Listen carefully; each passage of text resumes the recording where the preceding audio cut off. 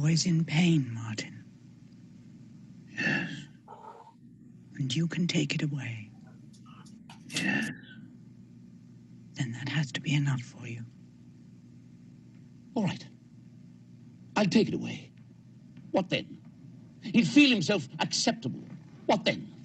Do you think feelings like his can be simply reattached, like plasters stuck on other objects we select? I mean, look at him. My desire might be to make of this boy an ardent husband, a caring citizen, a worshipper of abstract and unifying God. My achievement, however, is more likely to make a ghost.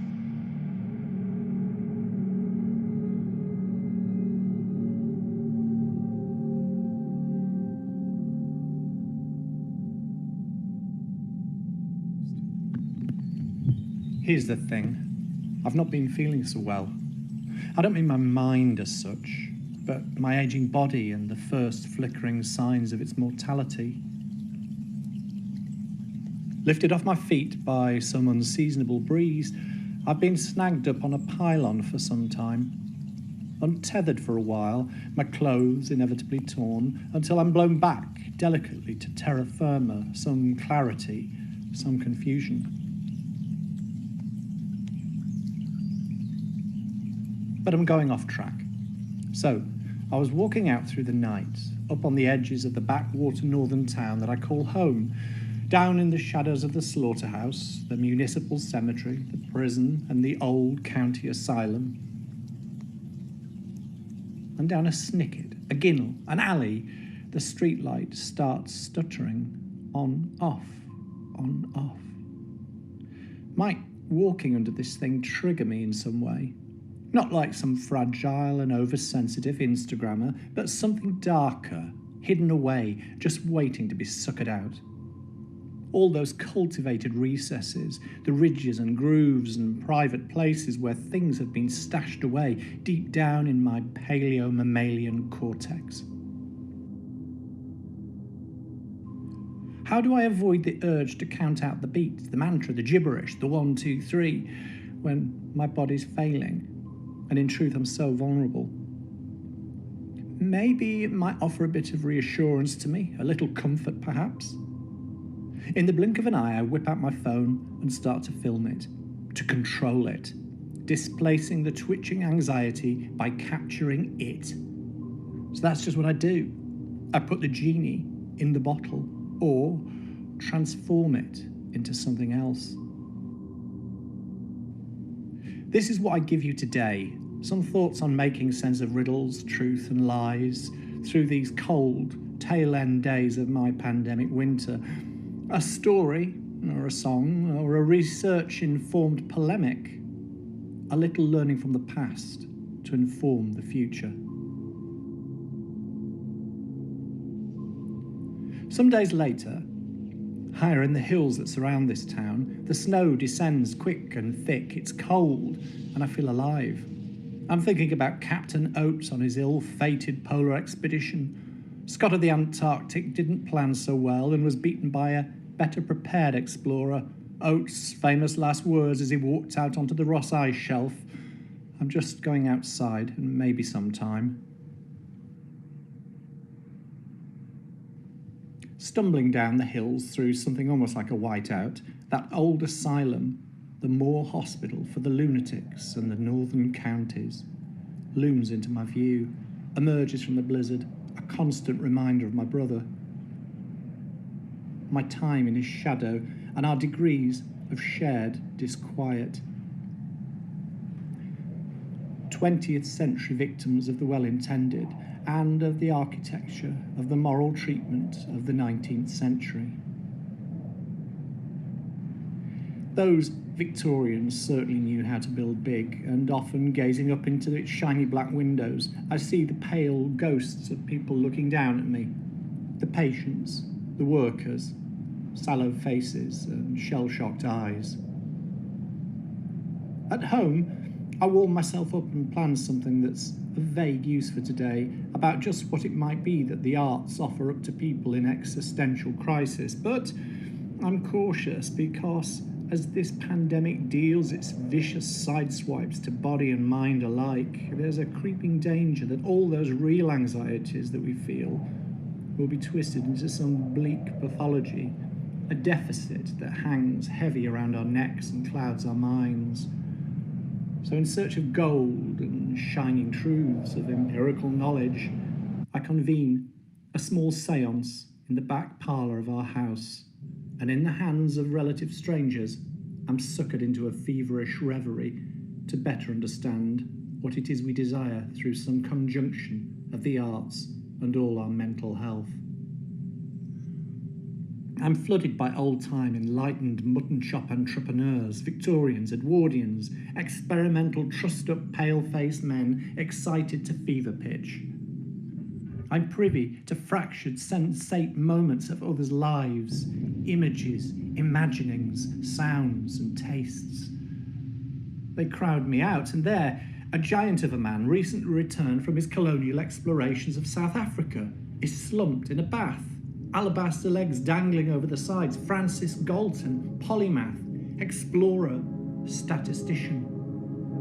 Like the ferns and flowers pressed in albums or studied under microscopes, this 19th century intellectual began to see the necessity of creating apparently objective taxonomies of the human terrain and of difference. Bloated and naked, Galton is lying under the water, his face puce with exertion or sunstroke. Above him, he holds his hands a newspaper, all the while attempting to read it from underneath the water. A woman, the scientist's wife, Louisa Jane, whispers in my ear, "He will control every breath, make it a conscious act. He will subjugate the body's automatic acts, make every breath a conscious undertaking." An improbable, gnawing time passes, and he bursts out of the water, coughing, spluttering, and raving. Louisa Jane's pride spreads into me like a warmth as he falls to the floor, marine mammal corpse white, as she flits away to tend to her man. I hear his mind racing. Too much, too much, too much. Breaking down, breaking down. Another voice. Let's call him Mark. Perhaps my spirit guide, whispers. Science is what one deliberately does. Obsession is what one can't help doing. A distinction that collapses frequently. Height, weight, strength, perception of colour, breathing power, highest audible sounds, all are measurable lives. In 1885, anthropometric laboratory, Galton measured 10,000 individuals with over 150,000 separate measurements, crunching large-scale human data and finding patterns. Objectification, standardization, cultural myopia.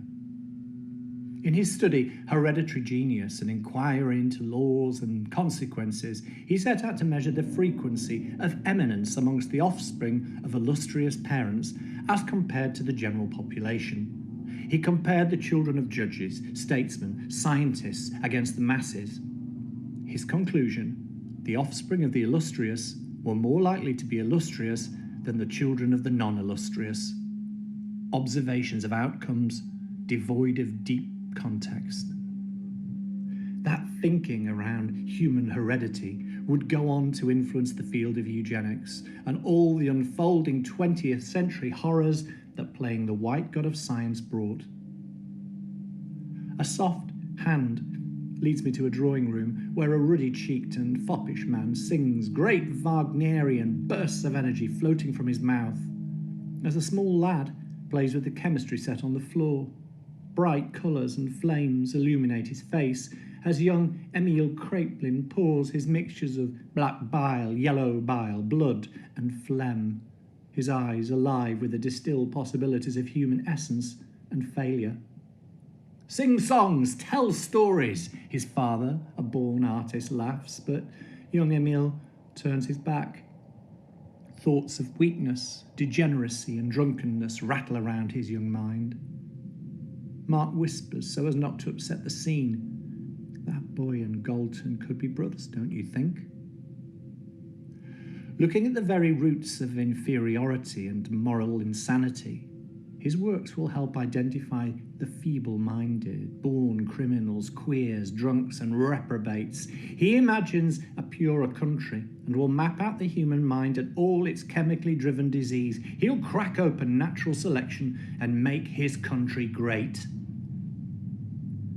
Mark reminds me that soon enough the great wars will come, and that out of them will emerge a birth of great culture and thinking on our little island, and an alchemy where the arts and science might meet.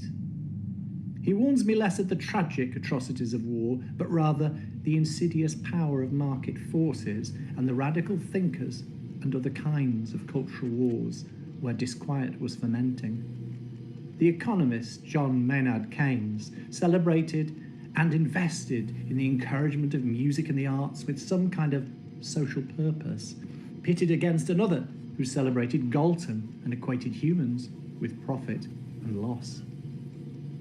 Any value that can't be expressed as a price decided by the market, little Friedrich Hayek suggested, was nothing more than subjective opinion and preference, worse still, folklore and superstition. Friedrich threw tasty morsels on the floor of the universal market, which in time Thatcher and Reagan would gobble up, exposing all our mental health to the free market and endemic inequalities.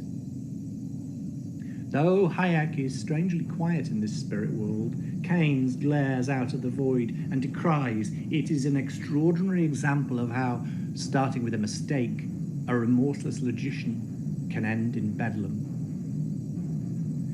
In some other olden-day bedroom, a smelly yellow light illuminates everything as a pale and drawn woman slumps over her desk, while another, on all fours, crawls the locked room, scratching its four walls to release something. Thea Gilman, the artist, my guide tells me, forced to take rest and never touch a pencil, a pen or a brush. Her doctor prescribes just 2 hours of any mental stimulation each day. Charlotte's voice was too loud. She became hysterical, and her doctor, well, he knows best. Sing songs, tell stories, Krapelin's father butts in. Have you shown him little Billy? He asks. And there she is, another country, another continent, this young African-American woman facing unbearable blind hate, physical and emotional trauma, but stamping out her own path through song. Lady Day, Billie Holiday, singing some reality I can't imagine, body abused, personhood eroded, victimized by the state, mind calmed through artistry, drink and drugs, her voice shimmering through time. I'm sweating at all these others' realities. But then, impoverished Billy is sedated and cuffed to a hospital bed, and her light flickers out. State-sanctioned torture. My whisperer holds on to me, can feel me shaking. Perhaps you should meet the lady with the lamp, patron saint of arts and mental health. I sense him smiling. But no, not that one. Mary Barnes, Second World War nurse and painter of the filthiest of things.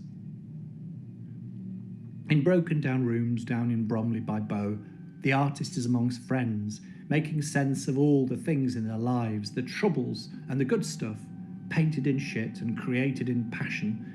It's not long before she's splashing paint and expanding her desire to create, but oh, she wants to cradle her brother. The flawed scientist took her in, let her breathe, let her flower again. Now she's the nurse again, the educator, the artist, the activist. And poets and curators, writers feel her worth, her value, not weighed out in pounds, shillings and pence, but in deeper knowledge of her lived experience. It's 4:48 a.m, Mark tells me. Your time's running out here, Clive. Here's the fella who stuck his neck out, maybe all ego, booze and drugs, but think about him for a minute and then go tell your story. We're just in time for Dr. Lang, product of the times, lambasting authority, family, the status quo, but we might learn a little from the past to help inform these futures. Dr. Lang? Right. This is one of the largest crowds we've had here for a speaker. Yet I feel we've been presented with a fumbling, rambling performance. I would like to ask, is this some social experiment? Is this something by example you're showing us? Or is this merely an example of the high stature you have for yourself and that you're presenting us with any old rotten baggage and expect us to applaud? Could you comment? Well, I imagine that you're culturally conditioned to get a very different sort of talk.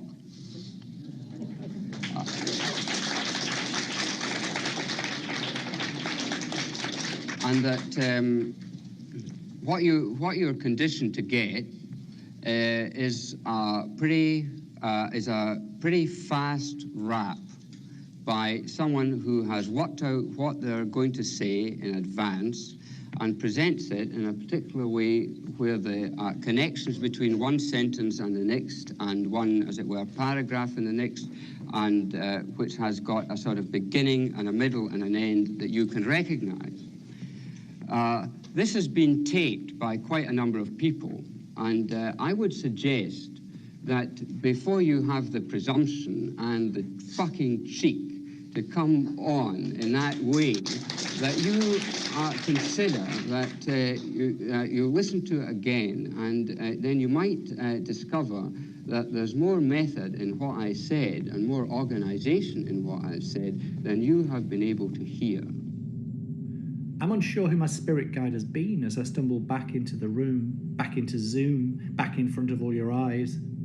That old asylum in Lancaster, now designer apartments for a different kind of gated community. Well, when my brother unravelled as a young man, it offered him some restraint from his free-flowing thinking and painful troughs of depression and fear.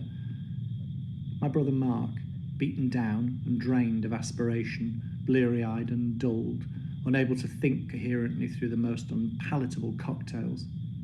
It certainly dealt with the symptoms he expressed, but God, all the stuff that unfolded across his life leading up to these stays in hospital. Yet the shame and the blame he felt was legion, in a place where everybody's qualified opinion of his life was more valuable than his own. We live in difficult times, but we just don't know how the anxieties and traumas that this last year has thrown at us will pan out. Mental health issues are centred in the brain, but perhaps too, they're centred in society, in our families, our communities, the schools we go to, and the politics that govern us. Clinical psychologist Peter Kinderman suggests we should drop the language of disorder and start by acknowledging that distress is normal, not abnormal part of human life, that humans respond to difficult circumstances by becoming stressed. The death of someone we love can lead to a profound and long-lasting grieving process. In what sense is it a disorder, he asks, if we remain distressed by bereavement after 3 months? Kinderman suggests that diagnoses are often used as a pseudo-explanation for troubling behaviours. For example, he did this because he's got schizophrenia. There's no consideration of the circularity of that argument and the broader context, excluding any possibility of finding meaning in people's disordered responses and experiences, preventing people from understanding how they might use their own resources to address their difficulties. Kinderman tells us that those psychosocial factors like poverty, unemployment, and trauma are the most strongly evidenced causal factors for psychological distress. Other factors, genetic and developmental, influence the magnitude of the individual's reaction to these circumstances. We know more people are experiencing stress, anxiety, and trauma because of the pandemic. Reports of an approaching tsunami, however, seem to be the lazy shorthand of journalism. Informed voices are changing the doom-laden narrative. Particularly insightful are the observations of the professor of clinical psychology, Richard Bentel, who suggests that with all its bleak implications, this narrative carries the risks of becoming a self-fulfilling prophecy. I quote him, "We know from previous research that individuals' interpersonal traumas, for example, sexual assault, are far more mentally damaging than collective traumas such as natural disasters. This, at least, is in part because strong social bonds protect people against stress, and during a crisis, people often come together, help each other, create a sense of belonging and a shared identity with neighbours. His research suggests, however, that it's economic threats related to the pandemic which are most linked with symptoms of mental ill health. Where mental illness is seen as an individual biochemical problem, this has huge benefits for the free market. It pushes the idea of apportioning blame on the individual, reinforcing that it's your personal chemistry that's wrong, feeding the burgeoning pharmaceutical industry, which in turn is great for the economy. Perhaps these same medications contribute to the creation of a passive and compliant workforce too. Toxic capitalist policies and culture stoke the aspirations and expectations of our entrepreneurial and delusions societies, persuading the masses that we can all be the next Kim Kardashian, Bill Gates, or Donald Trump. By reinforcing the belief that material affluence is the key to fulfillment, we're spoon-fed the idea that access to the top is open to anyone willing to work hard enough, regardless of their family, ethnic, or social backgrounds. So if you don't succeed, there's only one person to blame. This is a toxic mix that is poisonous to our well-being. Author and educator, and another Mark, perhaps my spirit guide, Mark Fisher, was a small-scale giant thinker who had written about his own depression candidly, arguing that mental anguish can't be properly understood or healed if viewed as a private problem suffered by damaged individuals. The pandemic seems to have made us all more emotionally intelligent about our mental health. People are talking about the issues. But just as much as digital connectivity might help us, it might also contribute to us becoming more introspective, closed off, speaking only with those in our spheres of interest.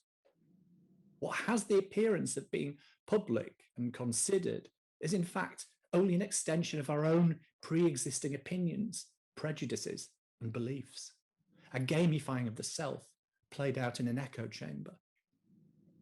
Social media brings us together and divides us, quantifying our social standing and intensifying social comparison to the point at which, having consumed everything else, we start to prey upon ourselves, our inadequacies, our vulnerabilities, and our loneliness. And when it all goes wrong, its losers are rejected from the group with terrible personal consequences. We've been marketed an image of constant perfection, which doesn't exist physically or mentally. In a world where morality has been replaced by feeling, our feelings are increasingly mediated by social media, and we all feel like the invisible actor at the center of the world. And there's a worry too, that we might begin to define ourselves through deficit, turning everyday suffering into a symptom into a disease, and disease into a condition to be cured. And imagining things differently is difficult. The dominance of neoliberalism seems to stifle opportunity for imagination and resistance, diminishing and negating the lived experience of people marginalized through difference or disability. Fisher suggests that we should convert widespread mental health problems from medicalized conditions into effective antagonisms. What might he mean? On hearing that he's about to be fired because of dwindling TV figures, news anchorman, played by Peter Finch in the 1976 film Network, has a monumental televised mental breakdown.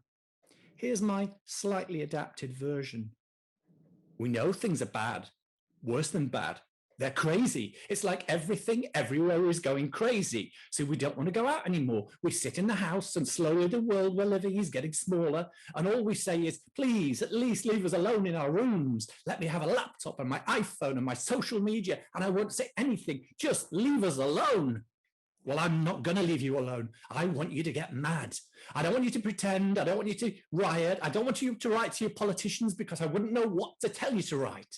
I don't know what to do about the depression and the pandemic and unemployment and crime on the street. All I know is that first you've got to get mad. You've got to say, I'm a human being, God damn it. My life has value. Effective antagonisms. Finch is inciting people watching his breakdown to go out into the streets and express their shared discomfort. And that's important. It's shared. It's not just being an individual. But Fisher also suggests that the most powerful forms of desire are precisely cravings for the strange, the unexpected, which can only be supplied by artists and those who are prepared to give people something different from which already satisfies them, by those prepared to take a certain kind of risk, taking people beyond the limits of their own self. Researchers are out there revealing those links between participation in the arts in all their forms on our mental health and well-being. They're exploring how deep immersion in our own creativity might reduce that cortisol rush that rages around our veins, wreaking its havoc. Artists offer us work that goes deeper than simple distraction, offering both solace and arousal. Beyond that gentle, mindful state, there exists too a more adrenalized passion that is appropriate and motivational, the desire to make changes and, yes, get angry, but to do something constructive with that disquiet. The world has known some great visionaries, ghosts of the past, who can teach us ways into the future where the voices of the routinely marginalized are liberated and put up front. So perhaps research might not all be about evidence in the clinical or the economic outcomes of art, but more oblique evidences of existential exploration that the arts bring. Exposing ourselves to other realities, new ways of thinking, being and doing, and challenging the norms. Lived experience, it's a term I hear a lot and understand, but let's go beyond token conversations and dive deeper into the curated chaos that the arts sometimes open up. We are an exquisite corpse, an organism connected through the soil and the sky, the flora and the fauna, and all our shared imagination. David talked earlier about complexity. Well, let's embrace this complexity. It's central to what art does, what art offers, what creativity exposes us to. I'm going to end my presentation there. This is my research-informed polemic. Thank you.